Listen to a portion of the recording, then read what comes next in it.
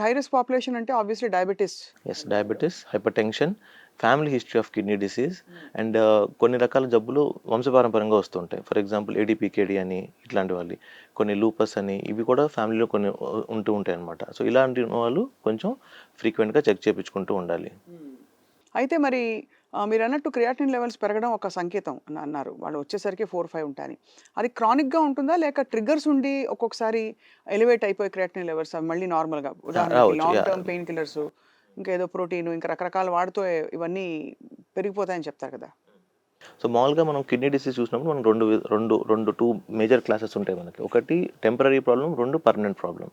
ఈ temporary problem అనేది ఇంతకుముందు మనకు నార్మల్ కిడ్నీస్ ఉండి అండ్ రీసెంట్‌గా ఏదన్నా ఇన్సల్ట్ అయ్యి ఇన్ఫెక్షన్ గానీ, లేకపోతే టూ మెనీ పెయిన్ కిల్లర్స్ గానీ, ఈ కొన్ని సార్లు ఈ ఇండిజినస్ మెడికేషన్స్, ఆయుర్వేదిక్ మెడిసిన్స్, నాటు మందులు వాడడం గానీ, లేదంటే అన్నెసరీ యాంటీబయాటిక్స్ తీసుకోవడం గానీ, దీనివల్ల పెరుగుతూ ఉంటుందన్నమాట.